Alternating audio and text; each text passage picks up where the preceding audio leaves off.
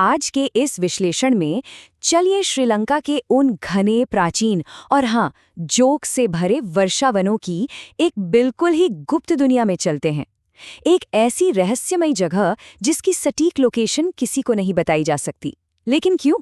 क्योंकि इस अज्ञात जंगल के हर पेड़ के पीछे, हर पत्थर के नीचे जीवन पनप रहा है। और सबसे चौंकाने वाली बात देखिए, यहाँ करीब 40 ऐसी प्रजातियां छिपी हैं जिनके बारे में विज्ञान को अब तक कोई भी जानकारी नहीं है, बिल्कुल अनजान। तो अब एक बड़ा सवाल उठता है, क्या होता है जब कोई प्रजाति खोजे जाने से पहले ही विलुप्त हो जाती है?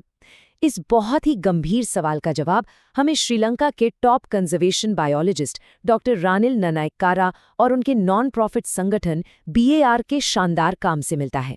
BAR यानी biodiversity education and research. Doctor Ranil की टीम ने सिर्फ 2009 से 2019 के बीच ही 68 नई प्रजातियों की खोज की है। ये कोई छोटा आंकड़ा नहीं है, ये इस बात का पक्का सबूत है कि इन जंगलों में अभी भी कितना कुछ ऐसा है जो हमारी नज़रों से छिपा हुआ है। तो इस एक्सप्लेनर में हम श्रीलंका के इस गुप्त जंगल से शुरुआत करेंगे, फिर खतरे में पड़े दुर्लभ जानवरों पर बात करेंगे, उसके बाद 6 चरणों वाली उस सख्त वैज्ञानिक प्रक्रिया को समझेंगे और अंत में देखेंगे कि विज्ञान कैसे इन जीवों के लिए एक जीवन रेखा का काम करता है। चलिए पहले हिस्से से शुरू करते हैं, श्रीलंका का गुप्त जंगल।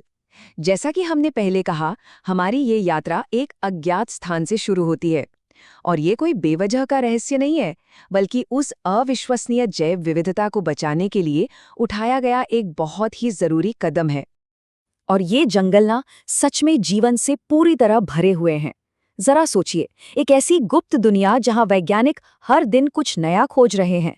यहीं पर नेमास्पिस यानी डे गेको की 16वीं नई प्रजाति की पुष्टि हुई है। और सिर्फ यही नहीं, पॉसिलोथेरिया जीनस की बिल्कुल अनरिकॉर्डेड टेरेंटुला मकड़ियां, पत्थरों पर काई खाने वाले विशाल मिलीपीड्स, ड्रैगन फ्लाई का शिकार करती कमाल की छिपकलियां और न जाने कितने अनदेखे उभयचर, बिच्छू और स्तनधारी जीव यहाँ मौजूद हैं। ये बिल्कुल एक अलग ही दुनिया है।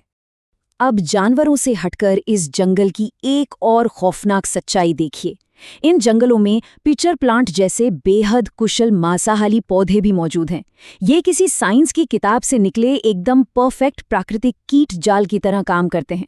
इनके अंदर का वो खास तरल पदार्थ कीड़ों को अपनी ओर खींचता है, उन्हें फंसाता है और फिर हमेशा के लिए खत्म कर देता है। अगर रेप्टाइल्स की बात करें तो यहाँ ऐसे सांप मिलते हैं जो पूरी दुनिया में और कहीं नहीं है। एक तरफ देखिए पाइप स्नेक को, ये बिल्कुल हानि रहित है, जमीन के अंदर बिल बनाता है और रेस्क्यू के समय से आराम से हाथ में भी लिया जा सकता है। लेकिन वहीं दूसरी तरफ है क्रेट। ये दुनिया के सबसे जहरीले सांपों में से एक है। अगर ये काट लेना तो सिर्फ 1 घंटे का समय होता है। 1 घंटे के भीतर मेडिकल हेल्प चाहिए, वरना इसके परिणाम तुरंत जानलेवा हो सकते हैं। अब आते हैं दूसरे हिस्से पर, खतरे में दुर्लभ जानवर। इतनी समृद्ध और अनोखी पारिस्थितिकी होने के बावजूद इन जीवों पर एक खामोश विलुप्ति का खतरा मंडरा रहा है। और ये खतरा बहुत असली है। देखिए, कोविड महामारी के बाद से ना रिसर्च की फंडिंग में बहुत भारी गिरावट आई है। इस अचानक आई आर्थिक तंगी ने अहम रिसर्च के काम को लगभग रोक सा दिया है। और इसका सीधा नतीजा क्या हुआ? वैज्ञानिक दस्तावेजीकरण की कमी, जंगलों की तेजी से कटाई और अतिक्रमण के कारण ये सभी अज्ञात जानवर पूरी तरह से असुरक्षित हो गए हैं। और ये एक बहुत ही कड़वी सच्चाई है। जो लोग एग्जॉटिक पालतू जानवरों के शौकीन हैं या इसे सिर्फ एक स्टेटस सिंबल मानते हैं, वे सचमुच में इन अनरिकॉर्डेड टेरांचुला मकड़ियों को उनके बिलों से नोच कर निकाल रहे हैं। ये शिकारी अवैध व्यापार के लिए इन जीवों के आवासों को पूरी तरह तबाह कर देते हैं। और यही वो सबसे बड़ी वजह है कि इन जंगलों की सटीक लोकेशन को एक राज रखना इतना ज्यादा जरूरी है। अब बढ़ते हैं तीसरे हिस्से की ओर, 6 चरणीय वैज्ञानिक प्रक्रिया। इन बढ़ते खतरों का सामना करने के लिए जीव विज्ञानी एक बहुत ही सख्त 6 चरणों वाली वैज्ञानिक पद्धति का इस्तेमाल करते हैं ताकि इन जानवरों को आधिकारिक रूप से डॉक्यूमेंट किया जा सके।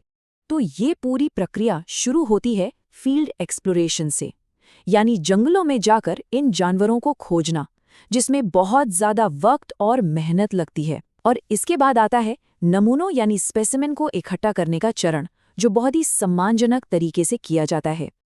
आमतौर पर जीव विज्ञान में अध्ययन के लिए पकड़े गए जानवरों को मार दिया जाता है, लेकिन डॉक्टर रानिल की टीम का तरीका बिल्कुल अलग है। वो शोध को आगे बढ़ाने से पहले लैब में जानवरों के प्राकृतिक रूप से मरने का इंतजार करते हैं। वो इसे मारते नहीं हैं। ये जीवन के प्रति उनका एक बहुत ही गहरा सम्मान है। फिर जब नमूना तैयार हो जाता है, तब शोधकर्ता हाई क्वालिटी कैमरों और माइक्रोस्कोप का इस्तेमाल करके इसके अंगों और फैंग्स का बहुत बारीकी से मॉर्फोलॉजिकल परीक्षण करते हैं। और यहाँ एक बहुत ही दिलचस्प बात है, जानवरों की जीवित अवस्था में तस्वीरें लेना बेहद ज़रूरी होता है, क्योंकि प्रिजर्वेशन के लिए जिस अल्कोहल का इस्तेमाल होता है ना, वो नमूने के प्राकृतिक रंगों को पूरी तरह मिटाकर उसे एकदम लाल बना देता है। इसके बाद का कदम काफी चुनौतीपूर्ण होता है। उदाहरण के लिए, अगर किसी नई प्रजाति की पुष्टि करनी है तो उसकी तुलना श्रीलंका में उस जीनस की सभी ज्ञात प्रजातियों से करनी होगी, और इसके लिए अंतर्राष्ट्रीय म्यूजियम्स की फ्लाइट्स का भारी खर्च उठाना पड़ता है, क्योंकि ये बेहद बारीक डेटा इंटरनेट पर आसानी से नहीं मिलता। इसके लिए नमूनों को अपनी आंखों से देखना ही पड़ता है। और जब डीएनए या आणविक विश्लेषण से खोज की पुष्टि हो भी जाती है, तब भी एक बहुत बड़ी आर्थिक बाधा सामने आती है। ये बात सचमुच हैरान करने वाली है कि केवल एक रिसर्च पेपर को पब्लिश कराने में ही 3 से 4 हजार डॉलर तक का खर्च आ सकता है। अब सवाल है कि इतना खर्च क्यों? क्योंकि वैश्विक मान्यता प्राप्त करने के लिए नेचर या ज़ूकीज जैसे बेहद विश्वसनीय और हाई इम्पैक्ट जर्नल्स में पेपर पब्लिश कराना बहुत ज़रूरी होता है। ये अंतिम कदम बहुत महंगा है, लेकिन इसे किसी भी कीमत पर छोड़ा नहीं जा सकता, क्योंकि नई प्रजाति को पहचान यहीं से मिलती है। और विज्ञान की सहयोगात्मक प्रकृति देखिए। टैक्सीनॉमिक नेमिंग का एक सख्त नियम है कि कोई भी शोधकर्ता नई खोजी गई प्रजाति का नाम अपने खुद के नाम पर नहीं रख सकता। इसके बजाय वैज्ञानिक अक्सर उन डोनर्स या खास लोगों को सम्मानित करते हैं जिन्होंने रिसर्च में मदद की हो। फंड्स जुटाने का ये एक बहुत ही शानदार और असरदार तरीका है। अब हम अपने आखिरी हिस्से पर आते हैं, जीवन रेखा के रूप में विज्ञान। बाहर से देखने पर यह अजीब लग सकता है कि जंगल के चारों ओर सिर्फ एक बाड़ लगाने के बजाय रिसर्च पेपर पर हजारों डॉलर क्यों खर्च किए जाएं? लेकिन असल में दस्तावेजीकरण और किसी प्रजाति के बचने के बीच एक सीधा संबंध है। संरक्षण की ये पूरी श्रृंखला एक प्रकाशित वैज्ञानिक पेपर से ही शुरू होती है। इसके बिना कोई प्रजाति तकनीकी रूप से दुनिया के लिए मौजूद ही नहीं है। जैसे ही उसका दस्तावेजीकरण होता है, एक चेन रिएक्शन शुरू हो जाता है। वैश्विक जागरूकता बढ़ती है, एनजीओ की फंडिंग आती है, रिसर्च टूरिज्म बढ़ता है और अंततः सरकार पर उस जंगल को नेशनल रिजर्व बनाने का दबाव पड़ता है। और इस वैज्ञानिक जागरूकता के साथ साथ जो फंडिंग आती है, उसका इस्तेमाल स्थानीय समुदायों को सशक्त बनाने में भी होता है। आसपास के ग्रामीणों को ही वन रेंजरों के रूप में नियुक्त किया जाता है। इससे उनके लिए आय का एक नया साधन बनता है और वे उस अवैध एक्सोटिक पेट ट्रेड के खिलाफ रक्षा की सबसे मजबूत दीवार बन जाते हैं। तो कुल मिला के डॉक्टर रानल जैसे वैज्ञानिकों का ये बारीक, महंगा और कभी-कभी खतरनाक काम ही वो आधारशिला है जिस पर पर्यावरण संरक्षण टिका है। क्योंकि ये बात बिल्कुल साफ है, यदि कोई प्रजाति वैज्ञानिक रूप से दर्ज ही नहीं है तो किसी को नहीं पता कि वो मौजूद है, और कोई भी उसके जंगल को बचाने के लिए कभी नहीं लड़ेगा। इस विश्लेषण के अंत में एक बहुत ही गहरा सवाल सामने आता है। अगर हम आज अज्ञात का दस्तावेजीकरण नहीं करते हैं तो हम कल उसकी रक्षा कैसे कर सकते हैं?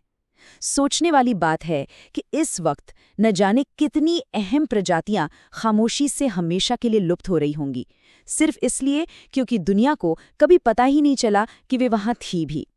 खैर, इसी विचार के साथ उम्मीद है कि इस एक्सप्लेने ने इस बेहद जरूरी विषय पर एक नया नजरिया दिया होगा।